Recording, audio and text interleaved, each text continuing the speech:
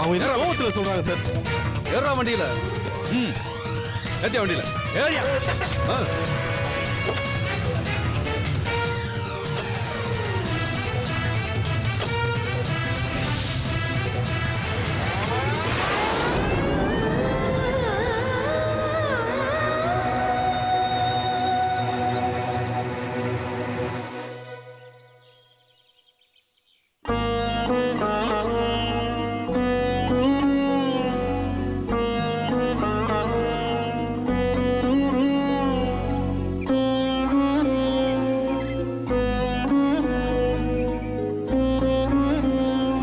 வீட்டுல தான் இருக்கியா?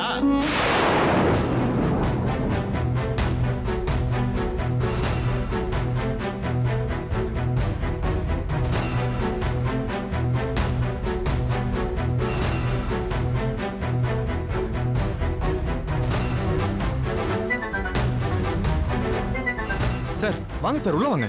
இந்த வரவேற்புக்கு ஒன்னும் குறைச்சல் இல்ல. அட்வான்ஸ் பணம் எங்கப்பா? கொடுத்துறேன் சார், ஒரு 10 நாள்ல கொண்டு வந்து கொடுத்துறேன். என்னப்பா விளையாடுறியா? உன் பொண்டாட்டி 2 நாளைக்கு முன்னாடி பாடின பழைய பாட்டை அதே பாட்டை நீ இப்ப பாடுறியா? சார் இல்ல சார், நான் ஒரு பக்கம் வேலை கேட்டிருக்கேன். அவங்க 2 நாள்ல சொல்றேன்னு சொல்லியிருக்காங்க. அந்த வேலை எனக்கு கண்டிப்பா கிடைச்சிடும் சார். ஜாயின் பண்ண அடுத்த நாள் நான் அவங்க கிட்ட அட்வான்ஸ் வாங்கி நான் உங்களுக்கு கொடுத்துறேன் சார். இந்த கண்ணாமூச்சி எல்லாம் வேணாம். புருஷனும் பொண்டாட்டியும் வீடு கட்டு வந்தப்ப என்ன சொன்னீங்க? ஒரு வாரத்துக்குள்ள முழு அட்வான்ஸையும் கொடுத்துறேன்னு சொன்னீங்கல்ல. இப்ப இவ்வளவு நாள் ஆச்சு, விட்டா இப்படியே நாளை கடத்திக்கிட்டு போயிட்டே இருப்பீங்க போல இருக்கு. இதெல்லாம் எனக்கு பிடிக்காதுப்பா. உங்களுக்கு கஷ்ட நஷ்டம் எல்லாம் இருக்கலாம், அதுக்காக நான் பாவ புண்ணியம் பார்க்க முடியுமா? நானே எனக்கு கஷ்டம் வந்துடக்கூடாதுன்னு தானே வீட்டை வாடகைக்கு விட்டுருக்கேன். நீ இங்க குடி வந்துட்டு எனக்கு மேலும் கஷ்டத்தை கொடுத்துக்கிட்டு இருக்கிற. இதெல்லாம் சரிப்படாது. நீ வீட்டை காலி பண்ணு.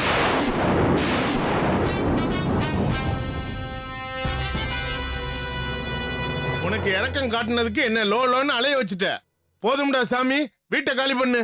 சார் சார் ஒரே ஒரு வாரம் மட்டும் டைம் கொடுங்க சார். எப்படியே நான் அட்வான்ஸ் பணத்தை கொடுத்துறேன் சார். அந்த பேச்சுக்கே இடம் இல்ல. கையில பணம் இருந்தா கொடு, இல்ல வாயை மூடு.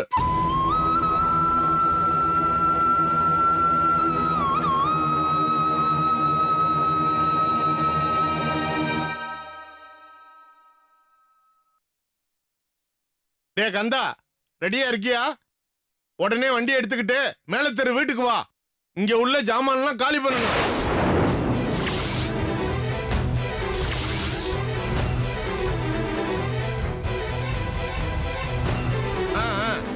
சீக்கிரம் வா.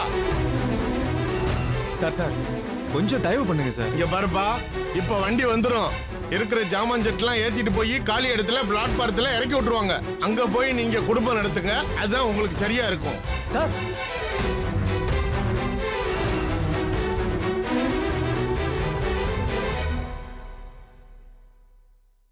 கௌரி, பாத்து இல்ல அவங்க எப்படி பேசிட்டு போறாங்க. இப்போ நீ அடம் பிடிக்காத, நகை எடுத்துக்கொடு. அடகு கடையில வச்சு அட்வான்ஸ் கொடுத்துடலாம்.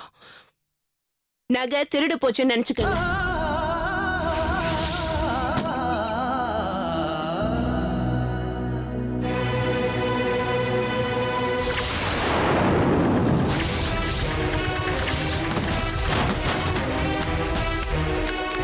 வாங்கப்பா, வாங்க உள்ள போய் எல்லா ஜாமானையும் எழுதிட்டு வாங்க. வாங்கடா. வாங்கப்பா, எல்லா ஜாமானையும் எடுங்க. சார் சார் சார் சார் ஒரு 2 நாள் டைம் கொடுங்க சார். எப்படி நான் அட்வான்ஸ் கொடுத்துறேன் சார். முதல்ல உங்களை எடுக்க வேண்டாம்னு சொல்லுங்க நான் சார். கொடுத்த 2 நாள் டைம் முடிஞ்சு போச்சு. முதல்ல பொண்டாட்டி பிள்ளைய கூட்டிட்டு வெளியே போங்க. Sir please sir. சார் எடுப்பா எடுப்பா.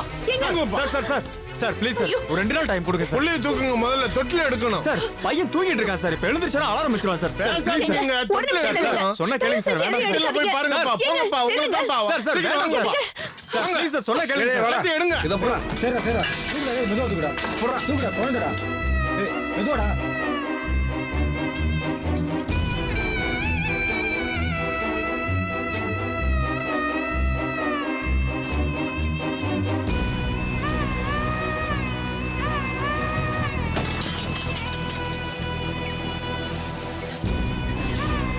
சார் சார் சார் எப்படி 2 நாள் டைம் கொடுங்க சார். நான் எப்படி அட்வான்ஸ் செட்டில்மெண்ட் கொஞ்சம் பண்ணிடுறேன் பொறுத்துக்கங்க சார். உங்க சார். ஒரு 2 நாள் டைம் கொடுங்க ப்ளீஸ் சார். 2 நாள் கொடுங்க. அதர்வா.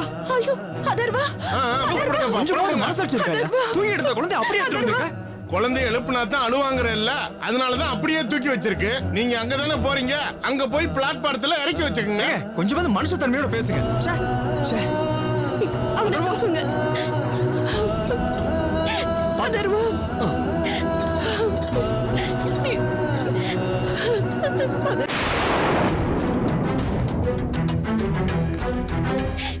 என்ன மாப்பிள்ளை இதெல்லாம்? வீட்டு பொருள்லாம் வேன்ல ஏத்துறாங்க. யோ, நீ யாரியா? நான் இவரோட மாமனாரு. என்ன வீட்டுல வந்து பிரச்சனை பண்றீங்க? மாமனாரா? அப்ப உன்கிட்ட விஷயத்தை சொல்லிட வேண்டியதுதான். இந்த வீட்டுக்கு அட்வான்ஸ் 20,000 ரூபாய். உன் மருமகன் டோக்கன் அட்வான்ஸ் 5,000 தான் கொடுத்திருக்காரு. ஒரு தடவை 1 வாரம் டைம் கேட்டாரு, ஆனா இது வரைக்கும் கொடுக்கல. 2 நாளைக்கு முன்னாடி ஸ்ட்ரிக்டா சொல்லிட்டு போயிட்டேன், பணம் வரலைன்னா வீட்டுல இருக்கிறதெல்லாம் தூக்கி வெளியே போட்டுருவேன்னு. பணம் தரல, நான் சொன்னதை செஞ்சுக்கிட்டு இருக்கேன். இப்ப என்ன உங்களுக்கு பணம் தானே வேணும்? நான் தரேன். பிடிங்க மாப்பிள்ள. மாமா என்ன மாமா நீங்க? ஒன்னும் இல்ல மாப்பிள்ள, ஒரு கல்யாண கான்ட்ராக்டுக்கு ஒரு வீட்டுல இப்பதான் 20,000 ரூபாய் அட்வான்ஸ் வாங்கினேன். இந்தாங்க உங்க பணம். தம்பி, மாமனார் அட்வான்ஸ் கொடுத்துட்டாருன்னு அப்படியே இருந்துடாத. மாசம் மாசம் வாடகையை நீ தான் கொடுக்கணும். அதையும் மாமனார் கொடுப்பாருன்னு நினைச்சு வீட்டுக்குள்ளாரே இருந்து குடும்பம் நடத்தாத. ஆம்பளையா லட்சணமா உழைச்சு குடும்பத்தை நடத்துறதுக்கு பாரு, புரியுதா? ஐயா, வண்டி எம்டி அடிச்சு போக வேண்டியதா இருக்கு. வந்தவங்களுக்கு ஒரு 500 ரூபாய் கொடுத்து விடுங்க. நாங்கள அவங்கள கூப்பிட்டோம், நீங்க தானே அவங்கள கூட்டிட்டு வந்தீங்க. என் சௌரியத்துக்கா கூப்பிட்டேன்? உங்க சௌரியத்துக்கு தானே கூப்பிட்டேன். வீட்டை காலி பண்ணி இருந்தாலும் பொருளை கொண்டு போய் வச்சதுக்கு 1000 2000 கேட்டிருப்பாங்க. சரி சரி இருங்க. கொடுக்குறீங்களா? இந்தாங்க, இந்த 500 ரூபாய் வச்சுக்கங்க. ஏய் வாங்கப்பா, என்ன பண்ணீங்க? சாமான்லாம் எடுத்த இடத்துல வைங்கப்பா. வாங்க மாப்பிள்ள, வாங்க மாப்பிள்ள.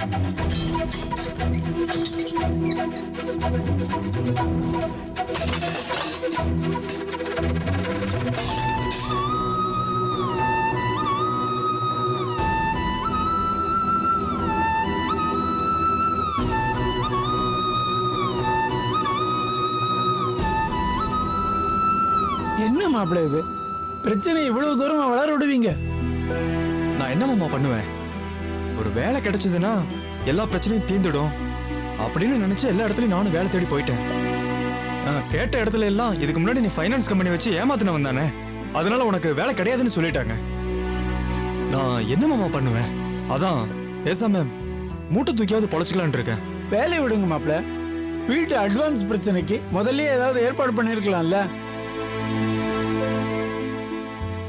அதை எங்கிட்ட கேட்கறதுக்கு கூச்சமா இருந்தா கௌரியோட நகை அடமானம் வச்சாவது ஏதாவது ஏற்பாடு பண்ணிருக்கலாம்ல. அப்பா, அவர் சும்மாவே நகையை குடுன்னு கேட்டுட்டு இருக்காரு. நீங்க வேற அவரை தூண்டி விடுறீங்களா? நான் நகையெல்லாம் தர மாட்டேன். பேசாம அவரை வேலைக்கு போக சொல்லுங்க. ஏய், நான் என்ன வேலைக்கு போக மாட்டேன்னு சொல்லிட்டு இருக்கேன்? எவனும் எனக்கு வேலை கொடுக்க மாட்டேன்றான். அதுக்காக நகை வித்துதான் குடும்பம் நடத்தணுமா? இருக்கிற நகையெல்லாம் காலியான பிறகு என்ன பண்றது? பிச்சை எடுத்துதான் சாப்பிடணும். ஏய், இந்த கோவத்துக்கு ஒண்ணு குறைச்சல் கிடையாது. எழுந்துறதர்வா, வா வா. மாப்பிள்ள, நான் ஒரு யோசனை சொல்லட்டுமா? சொல்லுங்க மாமா. எனக்கும் வயசாயிடுச்சு, ஆனா சமையல் ஆர்டர் எக்கச்சக்கமா வருது. ஏன் ஒருத்தனால சமாளிக்க முடியல மாப்பிள்ள. யாரையாவது வச்சு தொழில் பண்ணலான்னு பார்த்தா நம்பிக்கையான ஆள் கிடைக்க மாட்டேங்குது. உங்களுக்கு விருப்பம் இருந்தா என் கூட வந்து தொழில் பழகிங்களேன். நல்ல தொழில், நேர்மையா இருந்தா நல்ல லாபமும் பேரும் கிடைக்குமாப்ல. உங்க முடிவை இப்பவே சொல்லணும்னு அவசியம் இல்லை, நல்ல யோசனை பண்ணி சொல்லுங்க. இதுல யோசிக்கிறதுக்கு என்ன மாமா இருக்கு? நான் உங்க கூட தொழிலுக்கு வரேன். அதெல்லாம் முடியாது. நீங்க சமையல் வேலைக்கு போக கூடாது. ஏன் போக கூடாது? எனக்கு பிடிக்கல, அசிங்கமா இருக்கு, கேவலமா இருக்கு. என்ன கௌரி பேசுற? வாய்க்கு ருசியை சமைச்சு போடுற தொழில்ல என்ன கேவலம் இருக்கு? உங்களுக்கு என்ன தெரியும்?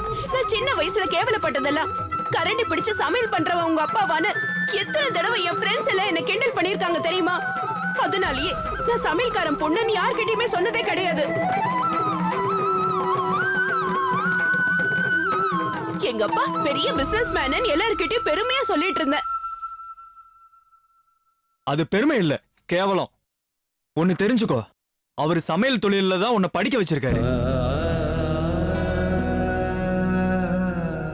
சமையல் தொழில் தான் உன்னை கல்யாணம் பண்ணி வச்சிருக்கு. சமையல் தொழில் தான் இப்போ சரியான டைம்ல வந்து நம்ம மானத்தையும் காப்பாத்தி இருக்கு. அப்பா இவர் 1000 சொல்லட்டும், ஆனா நான் இவரை உங்க தொழில விட மாட்டேன்ப்பா.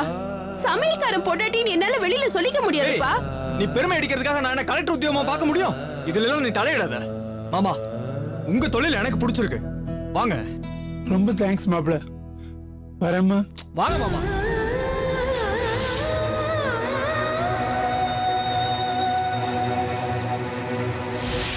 வணக்கம் சார். பஸ் ஸ்டாண்டில் வந்து என் பையன் ஒன்று மிஸ் ஆகி போச்சு. ஐயோ ஐயோ ஐயோ, என் புள்ள எங்கங்க? என் புள்ள இங்க கூட்டு வந்தீங்க? ஐயோ, அவன் எந்த வம்பு தும்புக்கும் போகாதவனாச்சா? எங்க? ஐயோ ஐயோ, கல்யாணம் என்னடா அது, உன்னை போட்டு இப்படி அடிச்சிருக்காங்க? ஐயா, என் புள்ள அப்படி என்ன தப்பு பண்ணிட்டான்? நீங்க இப்படி போட்டு அடிக்கிற அளவுக்கு அவன் எந்த சண்டை சச்சரவுக்கும் போகாத அப்புறாணியாச்சு. ஐயோ, என் புள்ளைய போட்டு இப்படி அடிச்சு. யாருமா அது? நீதான் அந்த பையனோட அம்மாவா? ஆமாங்க, நான் தான் அவனோட அம்மா. இதுங்கெல்லாம் அவன் தங்கச்சிங்க. நாங்கெல்லாம் என் பிள்ளைய நம்பிதான் இருக்கோம். தயவு செஞ்சு என் பிள்ளைய விட்டுருங்க, அவங்களுக்கு கோடி புண்ணியமா இருக்கும். கோர்ட்டுக்கு போன எங்க ஆளுங்க ஒரு பையனை பொழுதுபோக்கு இழுத்துட்டு வந்தாங்கன்னு நினைச்சியா? தப்பு பண்ணிருக்கான், அதான் எழுதிட்டு வந்திருக்காங்க. இல்லைங்க, என் பிள்ளை தப்பு பண்ணிருக்க மாட்டான். நீங்க தான் ஏதோ அவனை தப்பா பிடிச்சிட்டு வந்திருக்கீங்க. அடச்சி வாய முனுமா. எல்லாத்தையும் விசாரிச்சுட்டேன். உன் பையன் என்ன பண்ணிருக்கான் தெரியுமா? நடு ரோட்ல ஒரு வயசு பொண்ணோட கைய பிடிச்சு வம்பு பண்ணிருக்கான். அதான் உள்ள வச்சிருக்கேன்.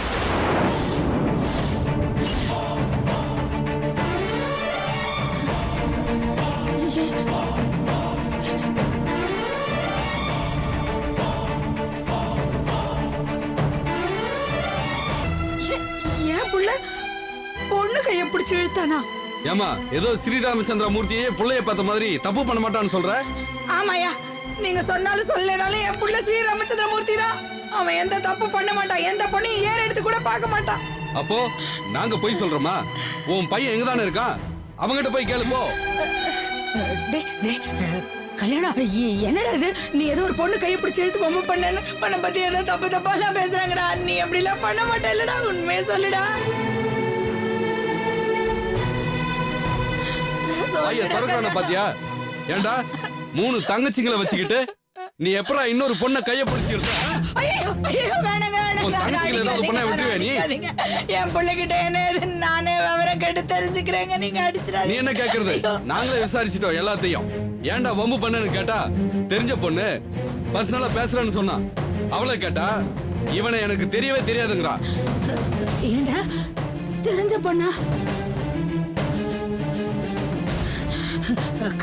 கல்யாணம் யாரு அந்த தெரிஞ்ச பொண்ணு? அம்மா கிட்ட சொல்லுடா, நமக்கு தெரிஞ்சவங்க. கட்டிக்க போற பொண்ணுன்னு கதை விடுறான். மண்டபம் வரைக்கும் போய் கல்யாணம் நின்னு போச்சுன்னு சொல்றான்.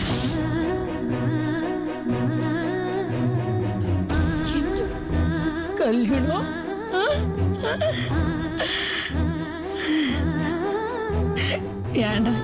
ஏண்டா இப்படி பண்ண? அந்த அபிராமி நினைப்பு வேண்டாம், அவ சகவாசமே வேண்டான்னு சொன்னேனேடா. படிச்சு சொன்னேனேடா. இந்த அம்மா பேச்ச கேட்காம அவ பின்னாடி போனதுனால இப்போ உன் நிலைமை என்னன்னு பாத்தியாடா?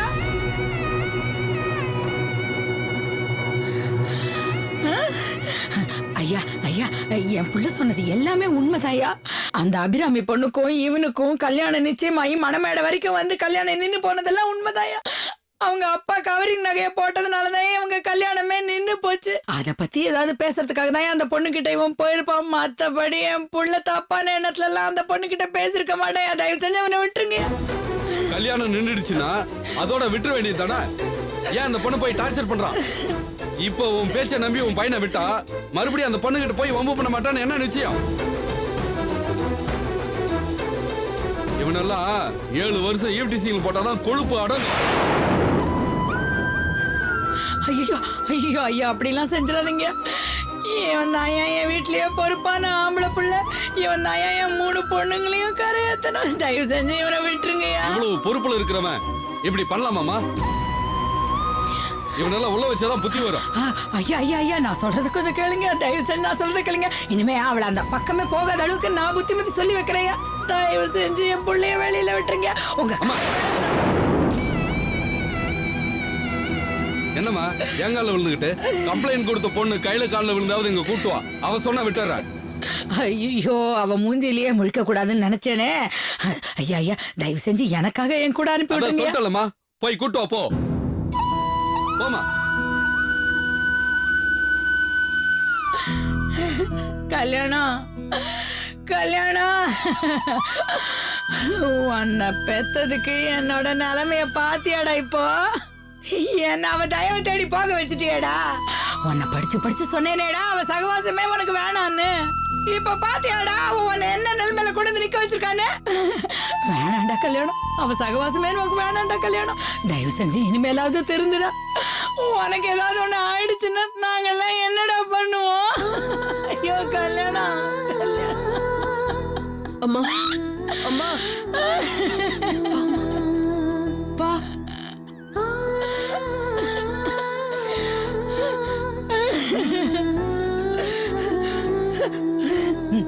இத பாரு பெரிய நாய்க்கு சுகந்தி நீங்களும் ஒரு ஆட்டோ பிடிச்சு வீட்டுக்கு போங்க. நான் அந்த சிறுக்கி வீட்டுக்கு போய் அவகிட்ட பேசி அவளை இங்க கூட்டிட்டு வந்து நம்ம கல்யாணத்தை கூட்டிட்டு வந்துடுறேன்டி. எல்லாரும் சேர்ந்து போலாம். நீ வா. அதெல்லாம் வேண்டாண்டி. இத பாருங்க நீங்க ஒரு ஆட்டோ பிடிச்சு வீட்டுக்கு போங்க. நான் மட்டும் அங்க போயிட்டு வந்துடுறேன். பத்திரமா போங்கடி.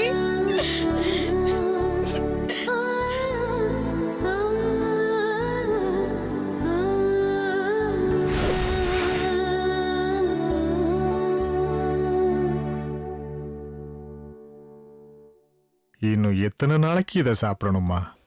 கொஞ்ச நாளைக்கு தான்ப்பா. அப்புறம் வாக்கிங் டயட்னு உடம்பு கண்ட்ரோலுக்கு கொண்டு வந்துடலாம். ஒழுங்கா மாத்திரையை சாப்பிடுங்க. கொடுமா.